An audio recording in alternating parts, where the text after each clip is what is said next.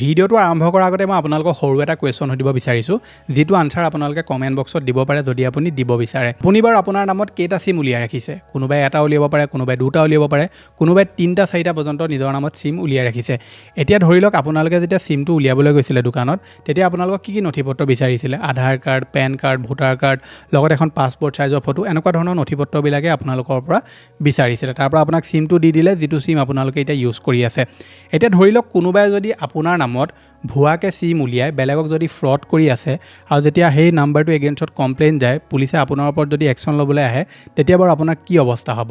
মানে এটা সিম আপোনালোকে উলিয়াই নিজে ইউজ কৰি আছে, কিন্তু কোনোবাই আপোনাৰ নামতে 3-4টা সিম উলিয়াই মেলি বেলেগক ফ্ৰড কৰি আছে, আৰু যেতিয়া সেই সম্পূৰ্ণ ঘটনাটো পুলিচৰ ওচৰলৈ গ'ল, তেতিয়া পুলিচে একশ্যন কাৰ ওপৰত ল'লে? আপোনাৰ ওপৰত। আপোনাৰ বাৰু তেতিয়া অৱস্থা কি হ'ব? গতিকে আজিৰ এই ভিডিঅ'টোত আমি এই টপিকটোৰ ওপৰতে আলোচনা কৰিম, যিটো স্কেম বৰ্তমান আমাৰ ইণ্ডিয়াত চলি আছে বহুত দিনৰ পৰা। আপোনাৰ নামত কেইটা সিম আছে আপুনি অনলাইনত কেনেকৈ চেক কৰিব পাৰিব? আপোনাৰ নামত যদি কোনোবাই ভুৱাকৈ সিম উলিয়াই ৰাখিছে, আপুনি অনলাইনত কেনেকৈ চাব পাৰিব, কেনেকৈ আপুনি কমপ্লেইন কৰিব পাৰিব, সেইটো বিষয়ে আজি এই ভিডিঅ'টোত মই আপোনালোকক দেখুৱাম। লগতে Aadhaar card, pan card, voter card এইবিলাক যদি আপুনি বেলেগত জেৰক্স কৰে, কোনবিলাক ভুল আপোনালোকে ভুলতো নকৰিব, এই ভিডিঅ'টো চালে আপোনালোকে সম্পূৰ্ণ ডিটেইলছত জানিব পাৰিব। ভিডিঅ'টো বহুত বেছি ইনফৰ্মেটিভ হ'ব, সম্পূৰ্ণভাৱে প্ৰথমৰ পৰা শেষলৈকে চাব। এতিয়ালৈকে আপুনি ভিডিঅ'টো যদি লাইক এটা কৰা নাই, ফটাফট ভিডিঅ'টো লাইক এটা কৰি দিয়ক। চেনেলটোলৈ যদি প্ৰথম আহিছিলে, ছাবস্ক্ৰাইব কৰি লওক এনেকুৱা ধৰণৰ ইনফৰ্মেটিভ ভিডিঅ' ৰেগুলাৰ চাবৰ কাৰণে। আহক এতিয়া ভিডিঅ'টো আৰম্ভ কৰোঁ। এতিয়া আপোনালোকে যদি ধৰি লওক Aadhaar card, pan card, voter card এনেকুৱা ধৰণৰ নথিপত্ৰবিলাক যদি আপুনি দোকানত জেৰক্স কৰে, বা ধৰি লওক কোনোবা বেলেগ ডিষ্ট্ৰিক্টলৈ আপুনি গৈছিলে, বোলে গুৱাহাটীলৈ গৈছে বা অন্য বেলেগ ষ্টেটৰ ক'ৰবালৈ গৈছে, আৰু আপোনাৰ জেৰক্স কাৰ্ড, আপোনাৰ ডকুমেণ্টছকেইটাৰ জেৰক্সৰ প্ৰয়োজন হৈছে, তেনেকুৱা ক্ষেত্ৰত আপুনি আধাৰ, পেন এইবিলাক ডকুমেণ্টছ আপোনালোকে য'তে ত'তে জেৰক্স কৰাই লয়। এতিয়া য'তে ত'তে জেৰক্স কৰাটো বেয়া কথা নহয়, কাৰণ আপুনি দোকানতে জেৰক্স কৰাব লাগিব। কিন্তু প্ৰব্লেমটো ক'ত জানেনে? আপুনি যেতিয়া নথিপত্ৰবিলাক জেৰক্স কৰিব, কেতিয়াবা কি হয়, সেই জেৰক্স কৰোঁতে আপোনাৰ ধৰি লওক ভাল প্ৰিণ্ট নোলায়, জেৰক্স কৰোঁতে কেতিয়াবা ধৰি লওক আপোনাৰ কিবা এটা থাকি গ'ল, বোলে যিটো প্ৰিণ্ট আপুনি বিচাৰিছিলে সেইটো নোলালে। তেনেকুৱা ক্ষেত্ৰত কি কৰোঁ, আমি সেই যিকেইটা ওলাই থকা ডকুমেণ্টছ, মানে অলৰেডি যিকেইটা ডকুমেণ্টছ ওলাই গ'ল, সেইকেইটা আমি তাতে পেলাই থৈ গুচি আহোঁ, যিটো চবতকৈ ডাঙৰ ভুল হয়। এনেকুৱা ভুলবিলাকৰ কাৰণে কেতিয়াবা আপোনালোক ডাঙৰ বিপদত পৰিব পাৰে। কেনেকৈ? কাৰণ আপুনি যদি সেই নথিপত্ৰবিলাক ক'ৰবাত যদি পেলাই থৈ আহে, আৰু সেই পেলাই থোৱা নথিপত্ৰবিলাক যদি এনেকুৱা মানুহৰ হাতত লাগি যায়, যিবিলাকে ধৰি লওক এনেকুৱা স্কেমবিলাক কৰে, সিহঁতি সেই নথিপত্ৰকেইটা লৈয়ে আপোনাৰ নামত ভুৱা চিমো উলিয়াই ল'ব, বেলেগ বেলেগ ডকুমেণ্টছো আপোনাৰ বনাই ল'ব পাৰে। তাৰ পৰা সিহঁতি যিবিলাক স্কেম কৰিব বেলেগৰ লগত, সেই স্কেমবিলাক যদি পুলিচৰ হাতলৈ যায়, তেনেকুৱা ক্ষেত্ৰত পুলিচে একশ্যন কাৰ ওপৰত ল'ব? সেই ডকুমেণ্টছকেইটা যাৰ নামত আছে তাৰ ওপৰত, মানে আপোনাৰ ওপৰত একশ্যন ল'ব।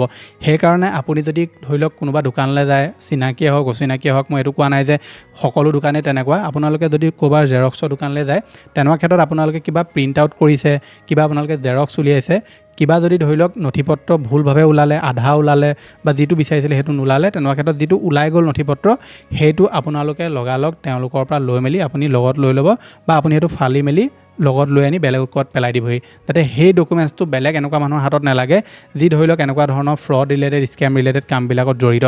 এনেকুৱা ধৰণৰ বহুতবিলাক ফ্ৰড দেখিবলৈ পোৱা গৈছে আমাৰ ভাৰতত। এইবোৰ বহুত দিনৰ পৰা চলি আছে, কেৱল মাত্ৰ মানুহৰ অসাৱধানতাৰ কাৰণে। গতিকে আপোনালোকে যিকোনো ধৰণৰ নথিপত্ৰ ৰিলেটেড ক'ৰবাত কিবা উলিয়াবলৈ গ'লে সদায় সাৱধান হ'ব। এতিয়া মই আপোনালোকক অনলাইন প্ৰচেছটো দেখুৱাই দিম, যে আপোনাৰ আধাৰ কাৰ্ডটো এগেইনষ্টত কেইটা চিম ওলাই আছে, অনলাইনত আপুনি কেনেকৈ চেক কৰিব পাৰিব, আৰু যদি কোনোবাই আপোনাৰ নামত ভুৱা চিম উলিয়াই ৰাখিছে, কমপ্লেইন কেনেকৈ কৰিব পাৰিব, সেইটো মই আপোনালোকক এই প্ৰচেছটোত দেখুৱাই দিম। এতিয়া ইয়াৰ কাৰণে আপুনি যাব লাগিব এটা ৱেবছাইটত, যিটো লিংক মই ডেছক্ৰিপশ্যনত দি থোৱা আছে, tefcop.sansaraswati.gov.in। এই ৱেবছাইটটোতে আহি আপুনি চেক কৰিব পাৰিব যে আপোনাৰ আধাৰ কাৰ্ডটোত কেইটা চিম নাম্বাৰ উলিয়াই থোৱা আছে। আপোনালোকে ইয়াতে আহি চেক কৰিব পাৰিব। ৱেবছাইটটোত অহাৰ পাছত আপোনালোকে ইয়াত 10টা ডিজিটৰ, প্ৰথমে আপোনাৰ যি মোবাইল নম্বৰ আছে 10টা ডিজিটৰ মোবাইল নম্বৰটো আপুনি ইয়াত এণ্টাৰ কৰিব। তাৰপৰা যিটো কেপচা আছে, কেপচাটো ফিল কৰিব। তাৰপৰা ভেলিডেট কেপচা অপশ্যনত ক্লিক কৰি দিব। আপোনাৰ মোবাইল নম্বৰলৈ এটা OTP প্ৰেৰণ কৰা হ'ব, সেই OTPটো এণ্টাৰ কৰি দিব, আৰু এণ্টাৰ কৰি আপুনি লগ ইন অপশ্যনটোত ক্লিক কৰি দিব। এতিয়া আপোনাক আৰু এটা কথা কৈ দিওঁ, এই যিটো ৱেবছাইট হয়, ৱেবছাইটটো ভাৰত চৰকাৰৰ ৱেবছাইট হয়, ডিপাৰ্টমেণ্ট অফ টেলিকমিউনিকেশ্যনৰ দ্বাৰা এই ৱেবছাইটটো আনিছে। গতিকে আপোনালোকে ইয়াত কিবা এটা বস্তু চেক কৰোঁতে বা কিবা ডেটা দিওঁতে কোনো চিন্তা কৰাৰ প্ৰয়োজন নাই। আপুনি এই 3টা ষ্টেপ ফ'ল' কৰিব। তাৰপৰা লগ ইন অপশ্যনটোত আপুনি চিম্পলি ক্লিক কৰি দিব। লগ ইন অপশ্যনটো ক্লিক কৰি দিয়াৰ লগে লগে আপোনালোকৰ আধাৰ কাৰ্ডটোৰ লগত কেইটা নাম্বাৰ লিংক হৈ আছে আপুনি ইয়াত ওলাই যাব। এতিয়া মই মোৰ আধাৰ কাৰ্ডটোত কেৱল এটা নাম্বাৰহে উলিয়াই ৰাখিছোঁ, সেইকাৰণে মোৰ এটা নাম্বাৰে ওলাইছে। আপুনি ধৰি লওক বোলে 2টা 3টা চিম উলিয়াই ৰাখিছে বা এটা উলিয়াই ৰাখিছে, কিন্তু বহুত কেইটা নাম্বাৰ ওলাই গৈছে, যিটো নাম্বাৰ ধৰি লওক আপোনালোকে আপোনালোকে ইউজে নকৰে বা আপোনাৰ সেইটো নাম্বাৰ নহয় তেনেকুৱা ক্ষেত্ৰত আপোনালোকে চিম্পলি নাম্বাৰটোৰ লেফ্ট ছাইডে যিটো বক্স দেখিব বক্সটোত টিক মাৰিব টিক মাৰি নট মাই নাম্বাৰ অপশ্যনটোত আপোনালোকে ক্লিক কৰিব বা আপুনি ডাইৰেক্ট ৰিপৰ্ট অপশ্যনত ক্লিক কৰি দিলেও আপোনালোকৰ হৈ যাব আৰু আপোনালোকে তাৰ পৰা এটা ষ্টেপ কমপ্লিট কৰিব লাগিব ষ্টেপটো আপোনালোকে ফিল কৰাৰ পাছতে এটা ৰিকুৱেষ্ট আপোনাৰ জেনেৰেট হৈ যাব সেই ৰিকুৱেষ্ট নাম্বাৰটো আপোনালোকে চিম্পলি ইয়াত দি ট্ৰেক অপশ্যনত ক্লিক কৰিলে আপুনি নিজে চাব পাৰিব যে আপোনাৰ ৰিকুৱেষ্টটো কিমান দূৰ আগবাঢ়িছে গতিকে এনেকৈ আপোনালোকে এই ৱেবছাইটটোৰ জৰিয়তে চাবই পাৰিব যে আপোনাৰ আধাৰ কাৰ্ডটোৰ লগত কেইটা মোবাইল নাম্বাৰ লিংক হৈ আছে গতিকে এইটো আছিলে যে আপোনালোকক দিবলগীয়া ইনফৰমেশ্যন আশা কৰিছোঁ আপোনালোকে ভিডিঅ'টো চাই ভাল পালে যদি ভাল পালে ভিডিঅ'টোত লাইক কৰিব চেনেলটোলৈ যদি প্ৰথম আহিছিলে ছাবস্ক্ৰাইব কৰি ল'ব এনেকুৱা ধৰণৰ ইনফৰমেটিভ ভিডিঅ' ৰেগুলাৰ চাবৰ কাৰণে মই লগ পাম এটা নতুন ভিডিঅ'ত আজিলৈ ধন্যবাদ